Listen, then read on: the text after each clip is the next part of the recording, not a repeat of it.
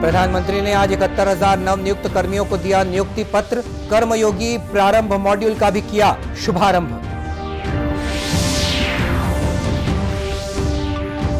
गोवा में चल रहे अंतर्राष्ट्रीय फिल्मोत्सव में भारतीय पैनोरमा खंड की हुई शुरुआत। 25 फीचर फिल्मों और 20 गैर फीचर फिल्मों का हो रहा प्रदर्शन। मुख्यमंत्री ने हाट बाजार क्लिनिक योजना पर WHO द्वारा तैयार की गई डॉक्यूमेंट्री फिल्म रिलीज की।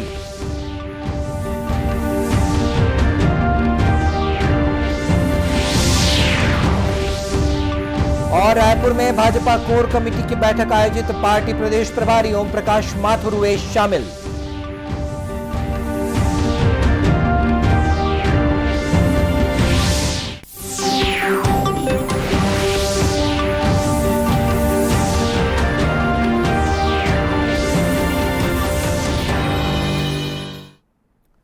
नमस्कार, आप देख रहे हैं दूरदर्शन समाचार। मैं हूं मनीष अहलूवालिया और अब समाचार विस्तार से।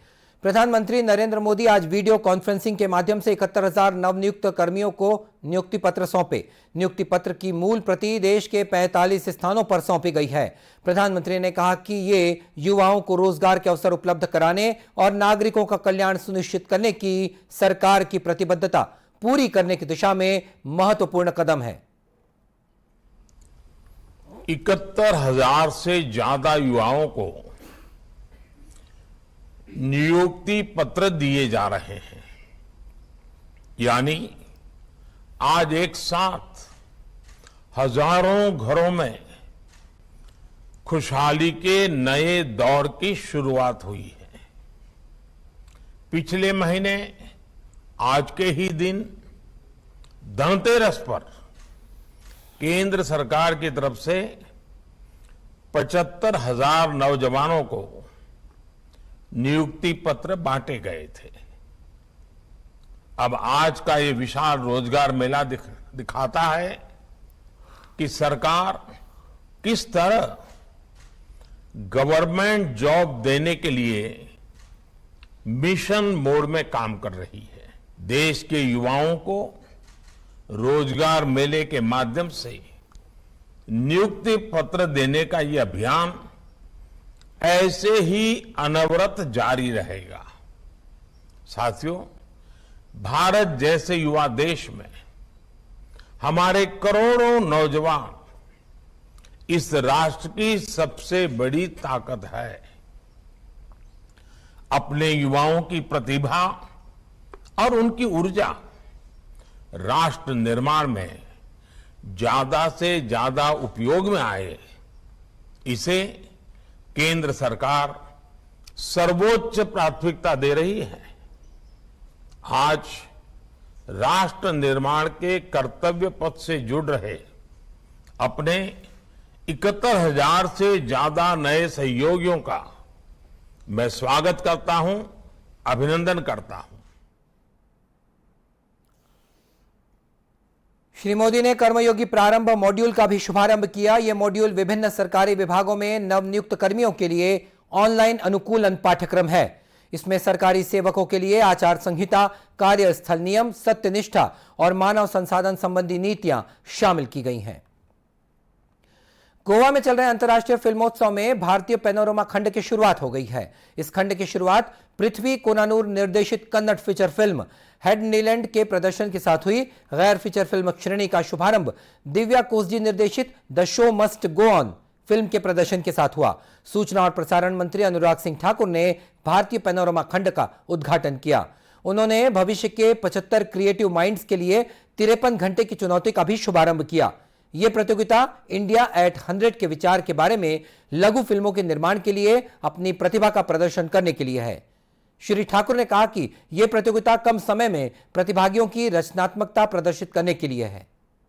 When you meet them, they are here to achieve something. They know they are selected out of 1,000 plus applications, and they are the lucky 75 creative minds.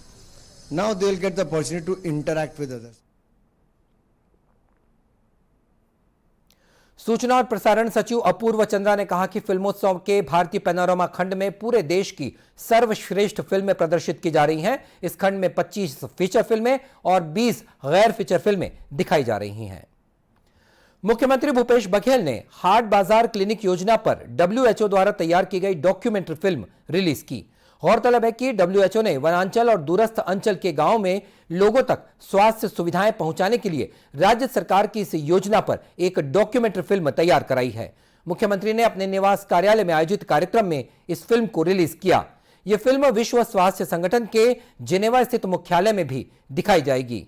इस मौके पर उपस्थित WHO की प्रतिनिधि डॉक्टर हिल्डे डी ग्रीव ने कहा कि मुख्यमंत्री हाट बाजार क्लिनिक योजना का लाभ प्रदेश के अंतिम व्यक्ति को मिल रहा है। ये नवाचार देश के किसी अन्य राज्य में नहीं है। इन्हीं बातों को ध्यान में रखते हुए WHO ने इस डॉक्यूमेंट्री फिल्म का निर्माण करवाया है, जिससे इस योजना का प्रचार प्रसार अन्य राज्य ही नहीं बल्कि विदेशों में भी हो सकेगा। उन्होंने कहा कि मुख्यमंत्री श्री बघेल ने संवेदनशीलता के साथ दूरस्थ अंचल के लोगों तक स्वास्थ्य सुविधाएं उपलब्ध कराने के लिए इस योजना के माध्यम से सराहनीय पहल की है। मुख्यमंत्री ने इस अवसर पर कहा कि हाट बाजार क्लिनिक योजना के माध्यम से अब तक 62,47,000 से अधिक लोगों को चिकित्सा सुविधा उपलब्ध कराई गई है। उन्होंने कहा कि छत्तीसगढ़ में लोग हाट बाजार में जरूर जाते हैं। यहां चिकित्सा दल और डॉक्टरों की मौजूदगी, निशुल्क जांच और दवाइयों की सुविधाएं उपलब्ध होने से लोग अपने स्वास्थ्य की जांच और इलाज कराने लगे हैं। लोगों का स्वास्थ्य सुविधाओं के प्रति अब विश्वास भी बढ़ा है। भारतीय जनता पार्टी के प्रदेश प्रभारी ओम प्रकाश माथुर छत्तीसगढ़ प्रवास पर हैं। इस दौरान आज उन्होंने रायपुर स्थित प्रदेश भाजपा कार्यालय में पार्टी कोर कमेटी की बैठक ली, जिसमें प्रदेश पदाधिकारियों, मोर्चा, जिला प्रभारियों, सह प्रभारियों, जिला अध्यक्षों, संभागीय प्रभारियों और प्रदेश महामंत्रियों ने हिस्सा लिया। इस बैठक में विशेष रूप से राष्ट्रीय सह संगठन महामंत्री शिव प्रकाश, राष्ट्रीय उपाध्यक्ष डॉक्टर रमन सिंह, क्षेत्रीय संगठन महामंत्री अजय जामवाल, प्रदेश अध्यक्ष अरुण साव और नेता प्रतिपक्ष नारायण चंदेल मौजूद थे। श्री माथुर आज सांसदों और विधायकों से भी मुलाकात करेंगे। वहीं कल श्री माथुर प्रदेश पदाधिकारियों, सभी प्रकोष्ठों के संयोजकों और सह संयोजकों से मुलाकात करने वाले हैं। गुरु घासीदास केंद्रीय विश्वविद्यालय बिलासपुर में राष्ट्रीय सेवा योजना के 10 दिवसीय परेड कैंप का समापन हो गया। समापन समारोह के मुख्य अतिथि अटल बिहारी वाजपेयी विश्वविद्यालय बिलासपुर के कुलपति प्रोफेसर ADN वाजपेयी और अध्यक्ष केंद्रीय विश्वविद्यालय के कुलपति प्रोफेसर आलोक कुमार चक्रवाल थे। मुख्य अतिथि ने दूरदर्शन समाचार को बताया कि इस शिविर के माध्यम से युवाओं को अपने जीवन को आदर्श रूप में परिवर्तित करने की सीख दी गई है। योगासन, प्राणायाम कराना, पैरेड कराना, उसके बाद में एकेडमिक सेशंस कराना, रात में कल्चरल प्रोग्राम कराना। तो मैंने तो अपने संदेश में ही कहा था कि जो 10 दिन का जो शिविर है आपके जीवन भर का शिविर बन जाए। इसी प्रकार की दिनचर्या आप जो है यहाँ से जाने के बाद में भी प्रयोग में लाएं। समापन सत्र में कुलपति चक्रवाल ने बताया कि इस आयोजन में 6 राज्यों के 200 छात्रों ने भाग लिया, जिनमें से 40 बच्चों का चयन दिल्ली में गणतंत्र दिवस के अवसर पर होने वाली परेड के लिए किया गया है। 10 दिवसीय राष्ट्रीय सेवा योजना का प्री RDC कैंप लगा था, जिसमें 6 राज्य उत्तर प्रदेश, मध्य प्रदेश, छत्तीसगढ़, बिहार, झारखंड, उत्तराखंड से कुल 210 प्रतिभागी आए थे। इनमें से 40 प्रतिभागियों का रिपब्लिक डे कैंप के लिए सिलेक्शन हुआ है और गुरु घासीदास विश्वविद्यालय ने यह सुनिश्चित किया कि कुल 6 प्रांत से आए हुए स्वयंसेवकों एवं उनके प्रोग्राम ऑफिसर्स को सर्वश्रेष्ठ सुविधाएं उपलब्ध हों। विश्वविद्यालय में परेड के लिए अति सुंदर परेड ग्राउंड की व्यवस्था की गई। भोजन के लिए पौष्टिक एवं स्वास्थ्यवर्धक भोजन की व्यवस्था की गई। लगभग हमारे 50 विश्वविद्यालय के अध्यापकगण इस कार्यक्रम के लिए लगातार दिन रात लगे रहे। श्री चक्रवाल ने कहा कि राष्ट्रीय सेवा योजना जितना बड़ा और अनुशासित युवा स्वयं सेवकों का संगठन विश्व में किसी अन्य देश में मिलना नामुमकिन है। प्रदेश के गौवंशी पशुओं में भी अब लंपी वायरस के लक्षण दिख रहे हैं। दुर्ग, बालोद, महासमुंद सहित अन्य जिलों में भी यह बीमारी रिपोर्ट की गई है, जिसे देखते हुए पशुपालन विभाग ने लंपी वायरस के खिलाफ टीकाकरण अभियान शुरू कर दिया है। दुर्ग जिले में भी टीकाकरण अभियान चलाया जा रहा है। साथ ही सभी ग्राम पंचायतों में लंपी वायरस के लिए विशेष एहतियाती कदम इंतजाम भी किए जा रहे हैं। गौठानों में गायों को संक्रमण से बचाने दवाइयों का छिड़काव किया जा रहा है। पशुपालन विभाग के उप संचालक डॉक्टर राजीव देवरस ने बताया कि जिले के कुछ विकास खंडों में लंपी वायरस से ग्रस्त पशु मिले जो उपचार के बाद ठीक हो गए हैं। उन्होंने कहा कि लंपी वायरस की रोकथाम के लिए टीकाकरण पर जोर दिया जा रहा है। जिले में कुछ पशुओं में लंपी स्किन डिजीज के लक्षण देखे गए हैं, तो हमारे जिले से कुल 18 सैंपल हमने भेजे थे, तो 18 में से 12 सैंपल जो है पॉजिटिव पाए गए हैं। इसमें से 3 सैंपल जो है पाटन ब्लॉक के थे और 9 सैंपल अपने दुर्ग ब्लॉक के थे। तो उनका इलाज किया गया और वो 4-5 दिन में इलाज करने के बाद वो ठीक हो गए। और एहतियात के तौर पर चूँकि ये विषाणु से फैलने वाली बीमारी है, तो इसके एहतियाती तौर पर हमारे विभाग के द्वारा पूरे जिले में LSD का टीकाकरण किया जा रहा है। वर्तमान में हमने 1 लाख से ज़्यादा 1,10,000 से अधिक पशुओं का हमने टीकाकरण कर दिया है और आगामी 1 महीने के अंदर पूरे सभी जिले के पशुओं में ये टीका लग जाएगा। डॉक्टर राजीव देवरस ने बताया कि राष्ट्रीय डेयरी विकास बोर्ड की ओर से लंपी स्किन रोग के लिए परंपरागत उपचार की विधि बताई गई है। गाय के संक्रमित होने पर अगर इन परंपरागत उपायों को भी कर लिया जाए तो काफी राहत मिल सकती है। हालांकि इस दौरान ध्यान रखें कि बीमारी पशु को स्वस्थ पशुओं से दूर रखा जाए।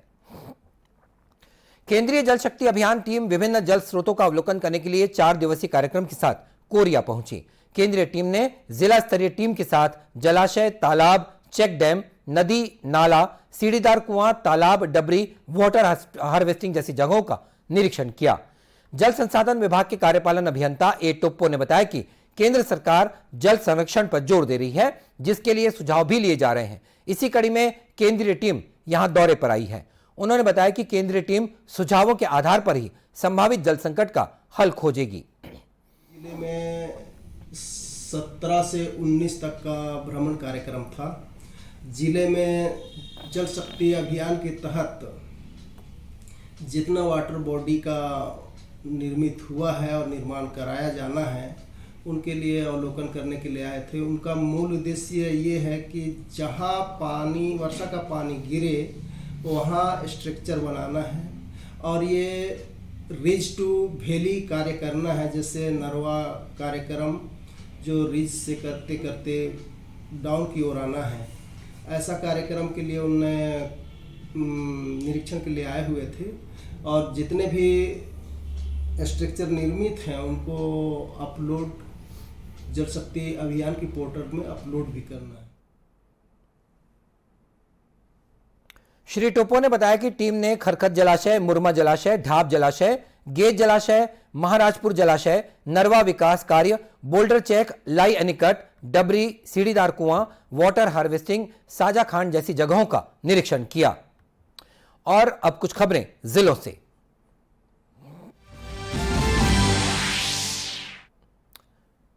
निर्वाचन आयोग के निर्देशानुसार कोंडागांव कलेक्टर और जिला निर्वाचन अधिकारी दीपक सोनी के मार्गदर्शन में स्वीप योजना के तहत मतदाता जागरूकता अभियान संचालित किया जा रहा है। इसी कड़ी में साइकिल रैली निकालकर मताधिकार का उपयोग करने के लिए मतदाताओं को प्रेरित किया गया। जांजगीर चांपा जिले के अकलतरा नगर पंचायत के जैन मंदिर में किया गया जैन समाज के संत शिरोमणि आचार्य श्री 108 विद्यासागर महाराज के स्वर्ण जयंती महोत्सव के अवसर पर जैन समाज द्वारा आज विशेष डाक टिकट अनावरण किया गया। समारोह में बिलासपुर संभाग के डाक अधीक्षक HR साहू मौजूद थे। बेमेतरा में रानी लक्ष्मीबाई जयंती के उपलक्ष्य में अखिल भारतीय विद्यार्थी परिषद द्वारा शोभा यात्रा निकाली गई। शोभा यात्रा बेरला के नगर पंचायत से शुरू होकर प्रमुख चौराहों से होते हुए गौठान चौक में समाप्त हुई, जिसमें लगभग 600 विद्यार्थियों ने भाग लिया।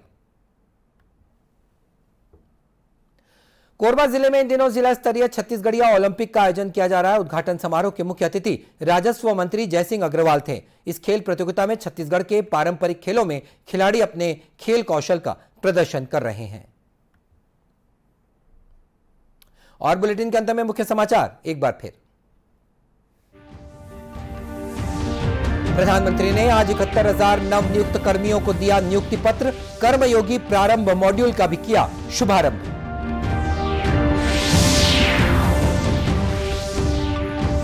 गोवा में चल रहे अंतर्राष्ट्रीय फिल्मोत्सव में भारतीय पैनोरमा खंड की हुई शुरुआत। 25 फीचर फिल्मों और 20 गैर फीचर फिल्मों का हो रहा प्रदर्शन। मुख्यमंत्री ने हाट बाजार क्लिनिक योजना पर WHO द्वारा तैयार की गई डॉक्यूमेंट्री फिल्म रिलीज की।